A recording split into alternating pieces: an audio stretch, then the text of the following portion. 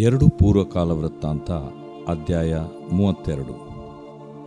ಈ ಭಕ್ತಿ ಕಾರ್ಯಗಳಾದ ನಂತರ ಅಶ್ಶೂರದ ಅರಸನಾದ ಸನ್ಹೇರೀಬನು ಯುದ್ಧಕ್ಕೆ ಹೊರಟು ಯೆಹೂದದಲ್ಲಿ ನುಗ್ಗಿ ಕೋಟೆ ಕೊತ್ತಲುಗಳುಳ್ಳ ಪಟ್ಟಣಗಳನ್ನು ಸ್ವಾಧೀನ ಮಾಡಿಕೊಳ್ಳಬೇಕೆಂದು ಅವುಗಳಿಗೆ ಮುತ್ತಿಗೆ ಹಾಕಿದನು.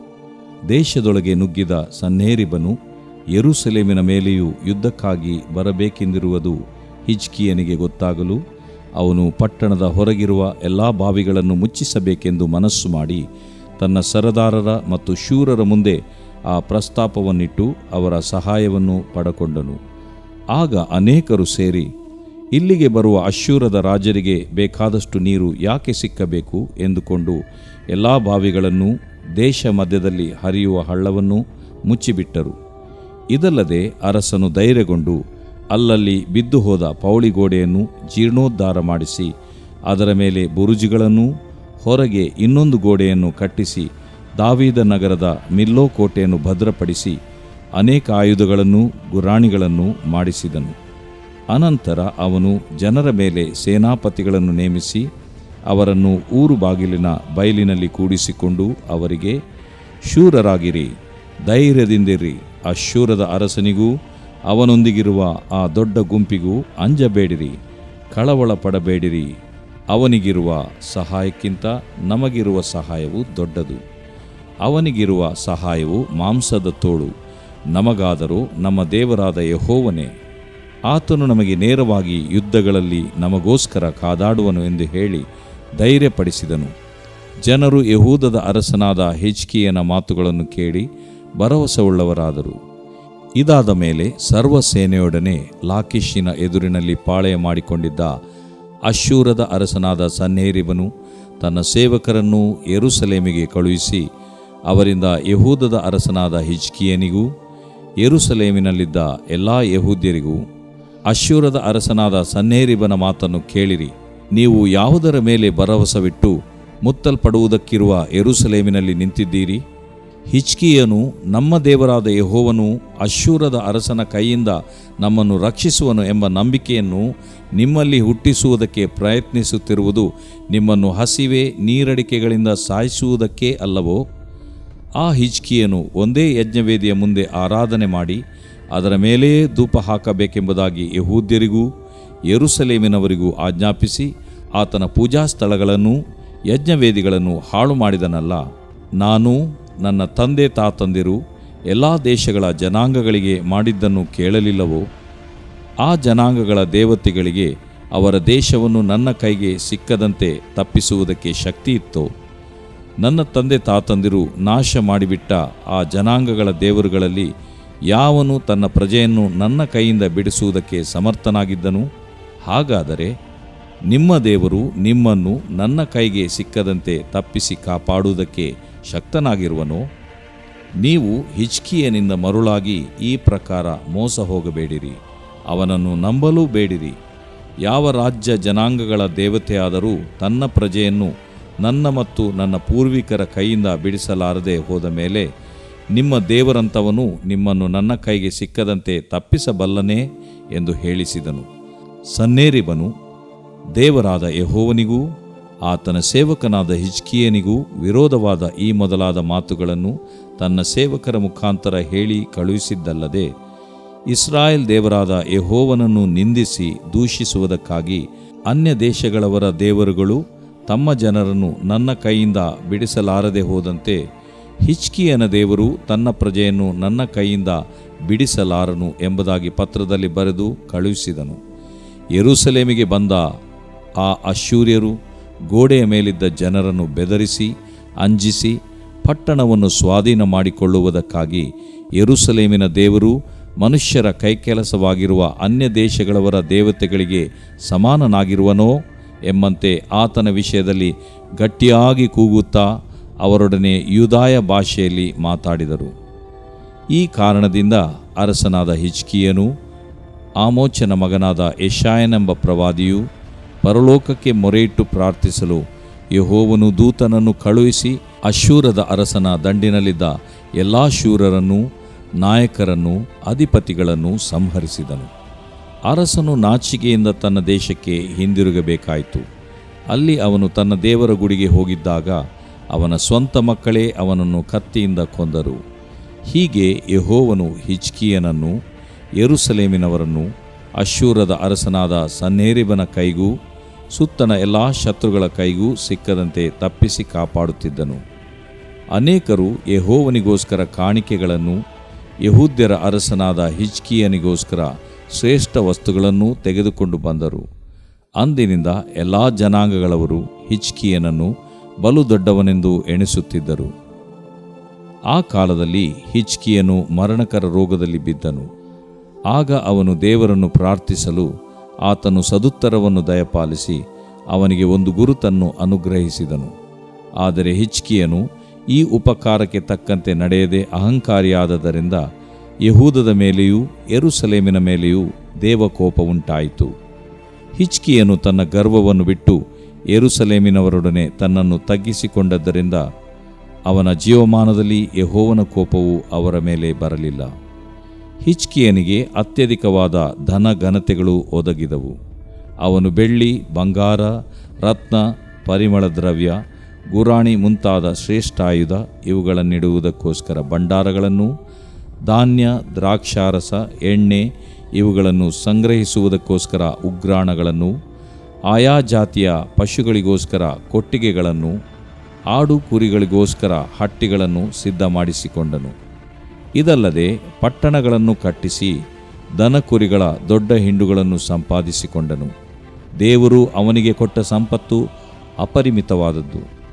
ಮೇಲಣ ಗೀಹೋನ್ ಎಂಬ ಬುಗ್ಗೆಗೆ ಕಟ್ಟೆ ಕಟ್ಟಿಸಿ ಅದರ ನೀರು ನೆಟ್ಟಗೆ ದಾವೀದನಗರದ ಪಡುವಣ ತಗ್ಗಿಗೆ ಹರಿಯುವಂತೆ ಮಾಡಿದವನು ಹಿಜ್ಕೀಯನೇ.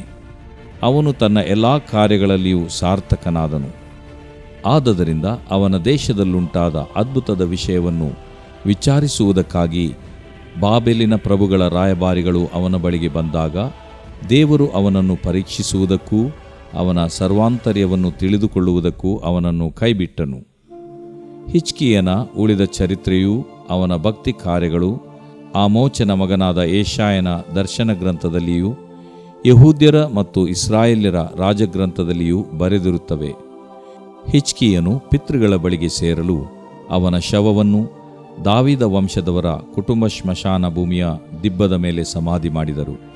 ಅವನ ಉತ್ತರ ಕ್ರಿಯೆ ನಡೆಯುವಾಗ ಎಲ್ಲ ಯೆಹೂದ್ಯರೂ ಯೆರೂಸಲೇಮಿನವರು ಅವನನ್ನು ಬಹಳವಾಗಿ ಸನ್ಮಾನಿಸಿದರು. ಅವನಿಗೆ ಬದಲಾಗಿ ಅವನ ಮಗನಾದ ಮನಸ್ಸೆಯು ಅರಸನಾದನು.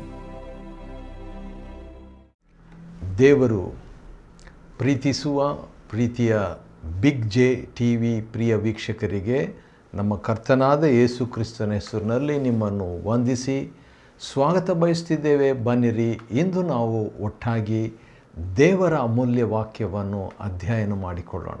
ಇಂದಿನ ನಮ್ಮ ಅಧ್ಯಯನ 2ನೇ ಪೂರ್ವಕಾಲ ವೃತ್ತಾಂತ, ಸೆಕೆಂಡ್ ಬುಕ್ ಆಫ್ ಕ್ರಾನಿಕಲ್ಸ್, 2ನೇ ಪೂರ್ವಕಾಲ ವೃತ್ತಾಂತ 32ನೇ ಅಧ್ಯಾಯ, ಚಾಪ್ಟರ್ 32.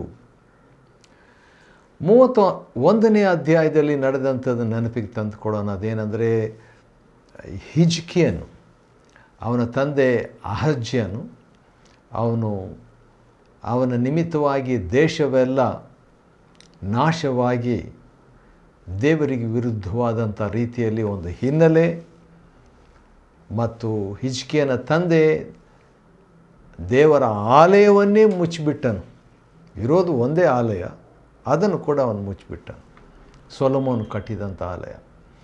ಆದರೆ ಹಿಜ್ಕೀಯನು ಜವಾಬ್ದಾರಿಕೆಯನ್ನು ಅರಸನಾಗಿ ತಗೊಂಡ ನಂತರ ನಡೆದಂಥ ಘಟನೆ ಏನೆಂಬುದಾಗಿ ನೋಡುವಾಗ ದೊಡ್ಡ ದೊಡ್ಡ ಒಂದು ಭಕ್ತಿ ಸಂಜೀವನ ಉಂಟಾಯಿತು.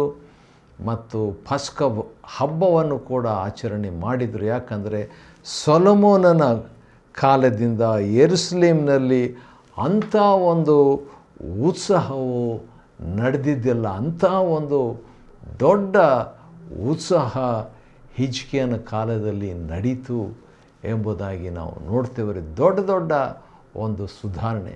ಈ ಸುಧಾರಣೆ ಕುರಿತಾಗಿ 2ನೇ ಅರಸುಗಳ ಗ್ರಂಥ 18ನೇ ಅಧ್ಯಾಯದಲ್ಲಿ ಸಾಕಷ್ಟು ಅಲ್ಲಿ ಬರೆದಿದೆ.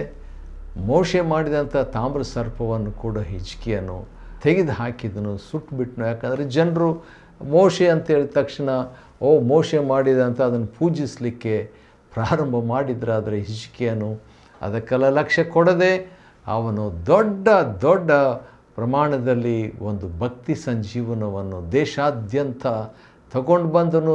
ದೇಶಕ್ಕೆ ಲೆಟ್ರ್ ಬರೆದು ದೇಶದ ಎಲ್ಲ ದೊಡ್ಡ ದೊಡ್ಡ ಜನರಿಗೆ ಅಷ್ಟೇ ಅಲ್ಲ, ದೇಶದ ಪ್ರತಿನಿಧಿಗಳಿಗೆ ಮತ್ತು ದೇಶ ನಿವಾಸಿಗಳಿಗೆ ಲೆಟ್ರ್ ಬರೆದು ರಾಜಾಜ್ಞೆಯನ್ನು ಹೊರಡಿಸಿ ಬನ್ರಿ ಹಬ್ಬ ಮಾಡೋಣ ಅಂತ ಹೇಳಿದಾಗ ಜನರು ಬಂದರು. ಬರ್ತಾ ಇರುವಾಗ ಕೆಲವರು ನಕ್ಕಿದ್ರು, ಹಾಸ್ಯ ಮಾಡಿದರು. ಆದರೂ ಕೂಡ ಇನ್ನೂ ಕೆಲವರು ತಗ್ಗಿಸಿಕೊಂಡು ಬಂದರು. ಬಂದಾಗ ನಡೆದಂಥ ಘಟನೆ ಏನಂದರೆ ದೊಡ್ಡ ದೊಡ್ಡ ಸಂತೋಷ, ಸಮಾಧಾನ ಅವರಿಗೆ ಉಂಟಾಯಿತು. ಬಹು ಸಂತೋಷ ಉಂಟಾಯಿತು. ಅವ್ರು ಮಾಡಿದ ಪ್ರಾರ್ಥನೆಗೆ ದೇವರು ಉತ್ತರ ಕೊಟ್ಟನು. ಕಾಣಿಕೆಯನ್ನು ಅವರು ದೇವರಿಗೆ ಅಂತ ಕೊಟ್ಟರು, ಸ್ವೇಚ್ಛೆಯಿಂದ ಅವರು ಕೊಟ್ಟರು. ಆ ರೀತಿಯಾಗಿ ನೋಡಿದಾಗ ಇವನು ನಿಜವಾಗಿ ದೇವರ ಮುಂದೆ ಈ ಅರಸನು ಒಳ್ಳೆಯವನಾಗಿದ್ದ, ನೀತಿವಂತನಾಗಿದ್ದ, ನಂಬಿಗಸ್ತನಾಗಿದ್ದ, ಯಥಾರ್ಥ ಚಿತ್ತದಿಂದ ನಡ್ಕೊಳ್ಳುವಂಥ ಒಬ್ಬ ಮನುಷ್ಯನಾಗಿದ್ದ. ದೇವರ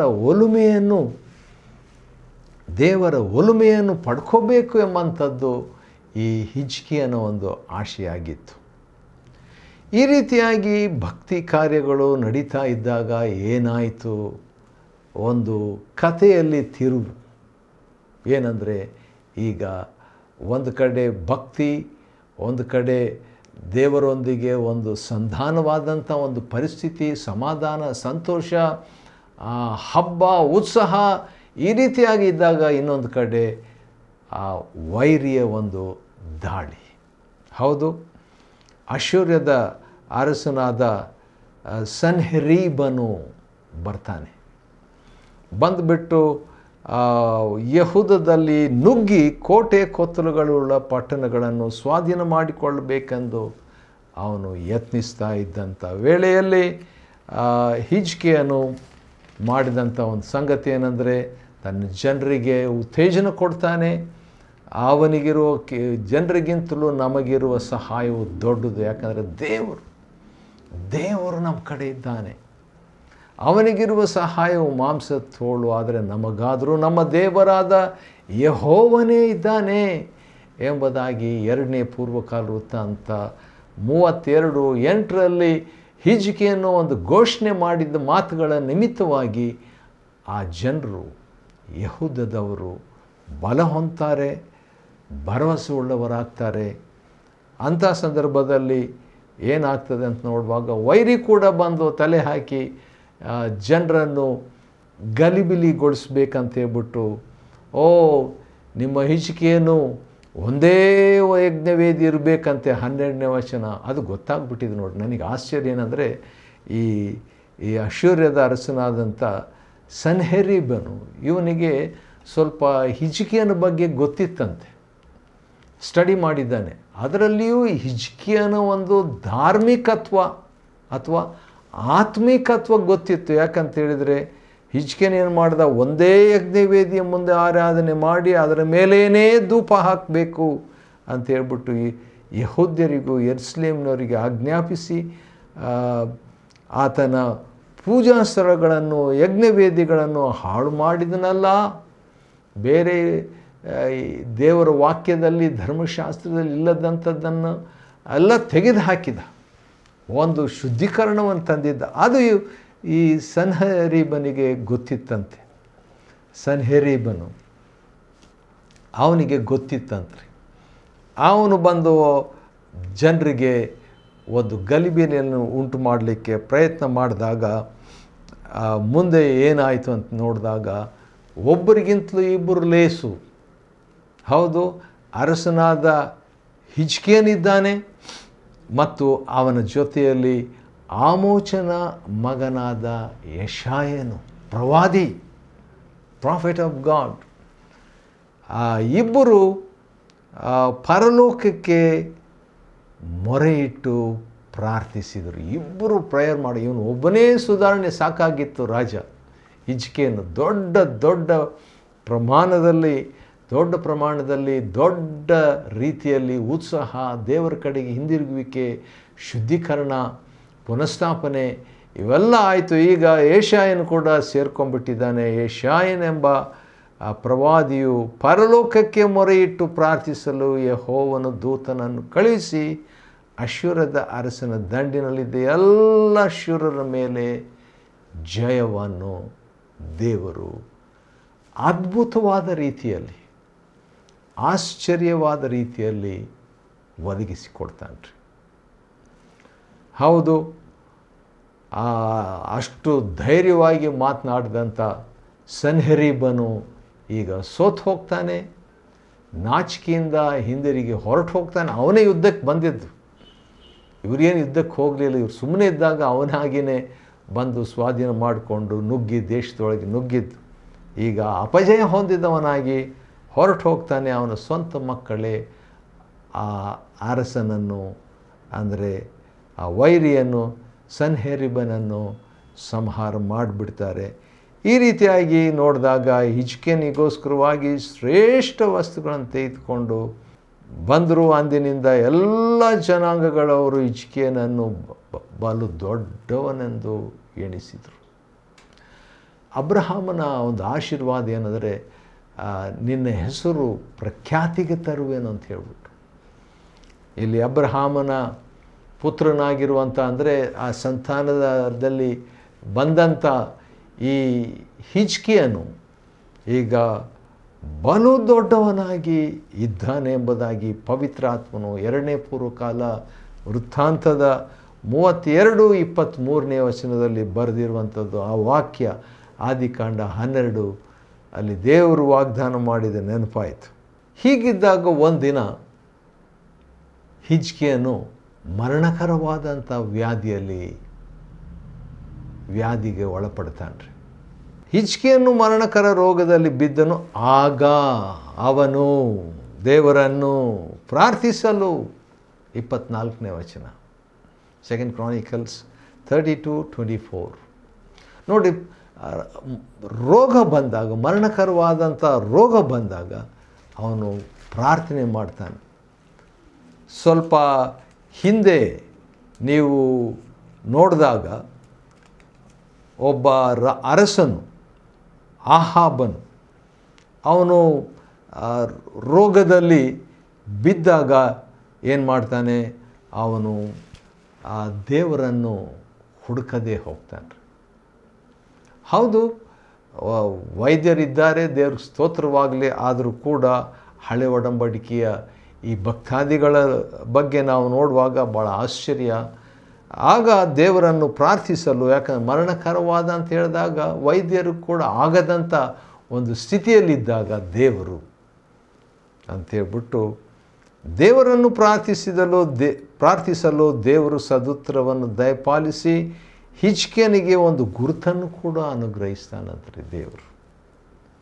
ಆದರೆ ವಿಷಾದ, ಆದರೆ ಹಿಜ್ಕೀಯನು ಈ ಉಪಕಾರಕ್ಕೆ, ಯಾವ ಉಪಕಾರಕ್ಕೆ, ಮರಣಕರವಾದ ವ್ಯಾಧಿಯಲ್ಲಿ ಸಾಯ್ತಾ ಇರುವಂಥ ವೇಳೆಯಲ್ಲಿ ದೇವರು ಅದ್ಭುತವಾದ ರೀತಿಯಲ್ಲಿ ಅವನಿಗೆ ಸ್ವಸ್ಥತೆಯನ್ನು ಒದಗಿಸಿ, ಒಂದು ಗುರುತನ್ನು ಕೂಡ ಒದಗಿಸಿ, ಯೆಶಾಯ 38ರಲ್ಲಿ ಆ ಗುರುತು ಏನಿದೆ ಎಂಬುದಾಗಿ ವಿವರವಾಗಿ ನೋಡಬಹುದು. ಇಲ್ಲಿ ನೋಡುವಾಗ ಯೆಹೂದದ ಮೇಲೆಯೂ ಅವನು ಈ ಉಪಕಾರಕ್ಕೆ ತಕ್ಕಂತೆ, ಇದೊಂದು ಹೇಳಬೇಕು ನಾನು, ಯಾಕಂದರೆ 2ನೇ ಪೂರ್ವಕಾಲ ವೃತ್ತಾಂತ 32ನೇ ಅಧ್ಯಾಯದ 25ನೇ ವಚನದಲ್ಲಿ ಹಿಜ್ಕೀಯನು ದೇವರ ಉಪಕಾರಕ್ಕೆ ತಕ್ಕಂತೆ ನಡೆಯದೆ ಒಂದು ಅಹಂಕಾರಿಯಾದುದರಿಂದ, ಎರಡನೇದು ಯಾವಾಗ ಒಬ್ಬ ವ್ಯಕ್ತಿ ಕೃತಜ್ಞತೆ, ದೇವರ ಉಪಕಾರವನ್ನು ಸ್ಮರಿಸದೇ ಹೋಗ್ತಾನೋ, ಯಾವಾಗ ನಾನು ದೇವರ ಸಹಾಯವನ್ನು, ದೇವರ ಉಪಕಾರವನ್ನು ನೆನೆಸದೇ ಹೋಗ್ತೇನೋ, ಆಗ ನನ್ನ ಒಂದು ಆತ್ಮ ಅಹಂಕಾರದ ಆತ್ಮ ಆಗಿಬಿಡ್ತದೆ.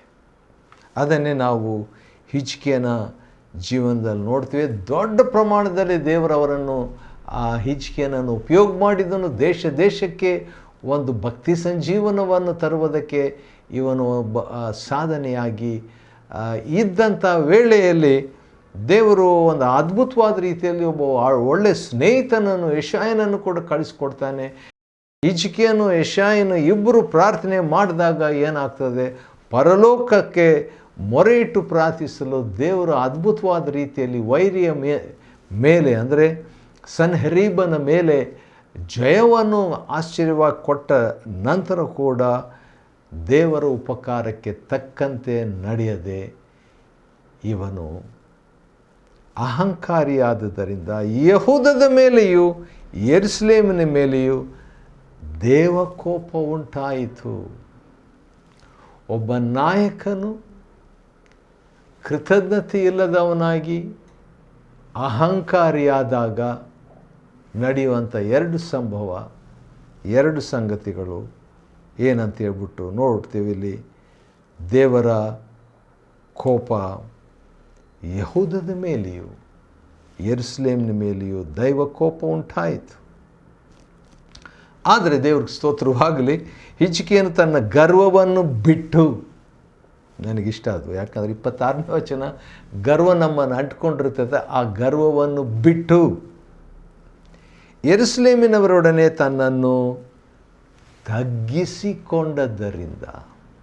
ನೋಡ್ರಿ, ಅಹಂಕಾರದ ಕೃತಜ್ಞತೆ ಇಲ್ಲದೇ ಇರುವಂಥದರ ಒಂದು ಶಕ್ತಿ ಏನಂದರೆ ದೇವರ ಕೋಪ ರಾಷ್ಟ್ರಕ್ಕೆ ಬರುವಂಥದ್ದು.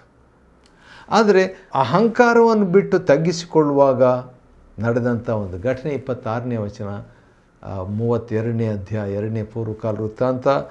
ಅವನ ಜೀವಮಾನದಲ್ಲಿ ಯೆಹೋವನ ಕೋಪವು ಅವರ ಮೇಲೆ ಬರಲಿಲ್ಲ. ದೇವರ ಕೋಪ ದೇವಜನರ ಮೇಲೆ ಬರಲಿಲ್ಲ. ಅದಕ್ಕೆ ಕಾರಣ ದೇವರ ನಾಯಕನು ಗರ್ವ ಬಿಟ್ಟು ತನ್ನನ್ನು ದೇವರ ಮುಂದೆ ತಗ್ಗಿಸಿಕೊಳ್ಳುವುದು. ಇದರಿಂದ ನಾವು ಕಲಿಯುವಂಥ ಒಂದು ಸಂಗತಿ ಏನಂತ ಹೇಳಿದರೆ, ಒಬ್ಬ ತಂದೆ ಅಥವಾ ತಾಯಿ ಅಥವಾ ಇಬ್ಬರು ದೇವರ ಕೃತಜ್ಞತೆಯನ್ನು ಸ್ಮರಿಸದೆ ಅಹಂಕಾರಿಗಳಾಗಿದ್ದಾಗ ದೇವರ ಆಶೀರ್ವಾದ ಮಕ್ಕಳ ಮೇಲೆ ಅಡ್ಡಿಯಾಗುವಂಥ ಒಂದು ರೀತಿ. ಅಂದರೆ ನಾವು ಹಾಗೆ ಆಗ್ತದೆ ಎಂಬುದಾಗಿ ನಾನು ಒಂದು ಬೋಧನೆಯಾಗಿ ಹೇಳೋದಿಲ್ಲ, ಯಾಕಂದರೆ ದೇವರು ಒಳ್ಳೆಯವನು ನಿಜ. ಆದರೆ ಆ ಕೆಟ್ಟ ಪರಿಣಾಮ, ದುಷ್ಪರಿಣಾಮ, ನಕಾರಾತ್ಮಕವಾದ ಪರಿಣಾಮ ಮಕ್ಕಳ ಮೇಲೆ ಬೀರುವಂಥ ಸಾಧ್ಯತೆ. ತಂದೆ ತಾಯಿಗಳ ದೋಷಫಲವನ್ನು ಮಕ್ಕಳ ಮೇಲೆ ದೇವರು ಹಾಕೋದಿಲ್ಲ, ಆದರೆ ಆ ಪ್ರಭಾವ, ಆ ಇನ್ಫ್ಲೂಯೆನ್ಸ್ ನಾವು ಬಾರದಂತೆ ನೋಡಬೇಕು. ಹಿಜ್ಕೀಯನಿಗೆ ಅತ್ಯಧಿಕವಾದ ಧನಘನತೆಗಳು ಒದಗಿದು ನೋಡಿ, ಯಾವಾಗ ತಗ್ಗಿಸ್ಕೊಳ್ತಾರೋ ಆಗ ದೇವರ ಕೃಪೆ ಅವನಿಗೆ ಸಿಕ್ಕಿತು. ಮತ್ತು ದೇವರು ಅವನಿಗೆ ಕೊಟ್ಟ ಸಂಪತ್ತು ಅಪರಿಮಿತವಾದದ್ದು. ಅದನ್ನೇ ನಾವು 29ನೇ ವಚನದ ಕೊನೆ ಭಾಗದಲ್ಲಿ ನಾವು ನೋಡ್ತೇವೆ. ಹಿಜ್ಕೀಯನು ಎಲ್ಲ ಕಾರ್ಯಗಳಲ್ಲಿಯೂ ಸಾರ್ಥಕನಾದನು. ತಗ್ಗಿಸ್ಕೊಳ್ಳುವಾಗ ನೋಡ್ರಿ, ಎಲ್ಲ ಕಾರ್ಯಗಳು ಸಾರ್ಥಕವಾಗ್ತಾನೆ. ಆ ನಂತರ ದೇಶಕ್ಕೆ ಒಳ್ಳೆ ಕಾರ್ಯಗಳನ್ನು ಒಂದು ತಗ್ಗಿಗೆ ಹರಿಯುವಂಥ ಒಂದು ಬುಗ್ಗೆ ಕೂಡ ಅವನು ಕಟ್ತಾನೆ. ಆದರೂ ಕೂಡ ದೇವರು ಅವನನ್ನು ಪರೀಕ್ಷಿಸ್ತಾನೆ. ಅವನನ್ನು ಪರೀಕ್ಷಿಸುವುದಕ್ಕೋಸ್ಕರವಾಗಿ, ಅವನ ಸರ್ವಾಂತರ್ಯವನ್ನು ತಿಳ್ಕೊಳ್ಳೋದಕ್ಕಾಗಿ ದೇವರು ಹಿಜ್ಕೀಯನನ್ನು ಕೈ ಬಿಟ್ಟನು. ಕೆಲವು ಸಾರಿ ಆ ಕೈ ಬಿಡುವಂಥ ಅನುಭವಕ್ಕೆ ನಾವು ಒಳಗಾಗೋದು ಒಳ್ಳೆಯದು. ನನ್ನ ದೇವರೇ ಯಾಕೆ ನಾನು ಕೈ ಬಿಟ್ಟಿದ್ದೆ ಎಂಬುದಾಗಿ ಅದು PhD ಕೈ ಬಿಡುವಿಕೆ. ಆದರೆ ಚಿಕ್ಕ ರೀತಿಯಲ್ಲಿ ಅಂಥ ಅನುಭವ ಹಿಜ್ಕೀಯನಿಗೆ ಉಂಟಾಯಿತು. ಮತ್ತು ಅಂಥ ಒಂದು ಅನುಭವ ನಮ್ಮ ಜೀವನದಲ್ಲಿ ಆದಾಗ, ಹೌದು, ನಿನ್ನನ್ನು ಕೈ ಬಿಡುವುದಿಲ್ಲ, ತೊರೆಯೋದಿಲ್ಲ ಎಂಬುದಾಗಿ ಹೇಳಿದಂಥ ದೇವರು ನಮ್ಮ ಜೊತೆಯಲ್ಲಿದ್ದಾನೆ ಎಂಬ ಭರವಸೆ ನಮಗುಂಟು. ಈ ರೀತಿಯಾಗಿ ಹಿಜ್ಕೀಯನು ಒಂದು ದೊಡ್ಡ ಸಾಧನೆಯನ್ನು ಮಾಡಿದವನಾಗಿ ಭಕ್ತಿ ಸಂಜೀವನವನ್ನು ತಂದವನಾಗಿ ಮೃತಪಡ್ತಾನೆ, ಮರಣ ಹೊಂದುತ್ತಾನೆ. ಹೌದು, ಹಿಜ್ಕೀಯನು 25ನೇ ವಯಸ್ಸು ಇದ್ದಾಗ ಅರಸನಾಗ್ತಾನೆ. 29 ವರ್ಷಗಳ ಆಳ್ವಿಕೆ ಮಾಡ್ತಾನೆ. ಒಳ್ಳೆಯ ರಾಜನಾಗಿ ದೇವರಿಗೆ ಸಂತೋಷವನ್ನು, ಜನರಿಗೂ ಸಂತೋಷವನ್ನು ತರುವಂಥ ನಾಯಕನಾಗ್ತಾನೆ.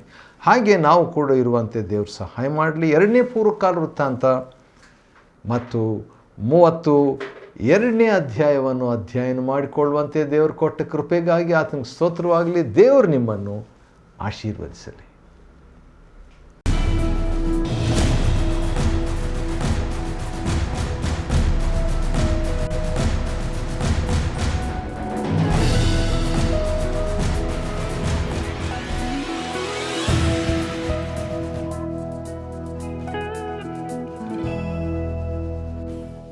Chapter 32. After these things and the establishment thereof, Sennacherib, king of Assyria, came and entered into Judah and encamped against the fenced cities, and thought to win them for himself. And when Hezekiah saw that Sennacherib was come, and that he was purposed to fight against Jerusalem, he took counsel with his princes and his mighty men to stop the waters of the fountains which were without the city. And they did help him. So there was gathered much people together, who stopped all the fountains, and the brook that ran through the midst of the land, saying, Why should the kings of Assyria come and find much water? Also he strengthened himself, and built up all the wall that was broken, and raised it up to the towers, and another wall without, and repaired Millo in the city of David, and made darts and shields in abundance. And he set captains of war over the people, and gathered them together to him in the street of the gate of the city, and spake comfortably to them, saying, Be strong and courageous, be not afraid nor dismayed for the king of Assyria, nor for all the multitude that is with him, for there be more with us than with him. With him is an arm of flesh, but with us is the Lord our God to help us, and to fight our battles. And the people rested themselves upon the words of Hezekiah king of Judah. After this did Sennacherib king of Assyria send his servants to Jerusalem, but he himself laid siege against Lachish, and all his power with him, unto Hezekiah king of Judah, and unto all Judah that were at Jerusalem, saying, Thus saith Sennacherib king of Assyria, Whereon do ye trust, that ye abide in the siege in Jerusalem? Doth not Hezekiah persuade you to give over yourselves to die by famine and by thirst, saying, The Lord our God shall deliver us out of the hand of the king of Assyria? Hath not the same Hezekiah taken away his high places and his altars, and commanded Judah and Jerusalem, saying, Ye shall worship before one altar, and burn incense upon it? Know ye not what I and my fathers have done unto all the people of other lands? Were the gods of the nations of those lands any ways able to deliver their lands out of mine hand? Who was there among all the gods of those nations that my fathers utterly destroyed, that could deliver his people out of mine hand, that your God should be able to deliver you out of mine hand? Now therefore let not Hezekiah deceive you, nor persuade you on this manner, neither yet believe him, for no God of any nation or kingdom was able to deliver his people out of mine hand, and out of the hand of my fathers. How much less shall your God deliver you out of mine hand? And his servants spake yet more against the Lord God, and against his servant Hezekiah. He wrote also letters to rail on the Lord God of Israel, and to speak against him, saying, As the gods of the nations of other lands have not delivered their people out of mine hand, so shall not the God of Hezekiah deliver his people out of mine hand. Then they cried with a loud voice in the Jews' speech unto the people of Jerusalem that were on the wall, to affright them, and to trouble them, that they might take the city. And they spake against the God of Jerusalem, as against the gods of the people of the earth, which were the work of the hands of man. And for this cause Hezekiah the king, and the prophet Isaiah the son of Amoz, prayed and cried to heaven. And the Lord sent an angel, which cut off all the mighty men of valor, and the leaders and captains in the camp of the king of Assyria. So he returned with shame of face to his own land. And when he was come into the house of his God, they that came forth of his own bowels slew him there with the sword. Thus the Lord saved Hezekiah and the inhabitants of Jerusalem from the hand of Sennacherib the king of Assyria, and from the hand of all other, and guided them on every side. And many brought gifts unto the Lord to Jerusalem, and presents to Hezekiah king of Judah, so that he was magnified in the sight of all nations from thenceforth. In those days Hezekiah was sick to the death, and prayed unto the Lord, and he spake unto him, and he gave him a sign. But Hezekiah rendered not again according to the benefit done unto him, for his heart was lifted up. Therefore there was wrath upon him, and upon Judah and Jerusalem. Notwithstanding Hezekiah humbled himself for the pride of his heart, both he and the inhabitants of Jerusalem, so that the wrath of the Lord came not upon them in the days of Hezekiah. And Hezekiah had exceeding much riches and honor, and he made himself treasuries for silver, and for gold, and for precious stones, and for spices, and for shields, and for all manner of pleasant jewels. Storehouses also for the increase of corn and wine and oil, and stalls for all manner of beasts, and coats for flocks. Moreover, he provided him cities and possessions of flocks and herds in abundance, for God had given him substance very much. This same Hezekiah also stopped the upper watercourse of Gihon, and brought it straight down to the west side of the city of David. And Hezekiah prospered in all his works. Howbeit, in the business of the ambassadors of the princes of Babylon, who sent unto him to inquire of the wonder that was done in the land, God left him to try him, that he might know all that was in his heart. Now the rest of the acts of Hezekiah and his goodness, behold, they are written in the vision of Isaiah the prophet, the son of Amoz, and in the book of the kings of Judah and Israel. And Hezekiah slept with his fathers, and they buried him in the chiefest of the sepulchres of the sons of David. And all Judah and the inhabitants of Jerusalem did him honor at his death. And Manasseh his son reigned in his stead.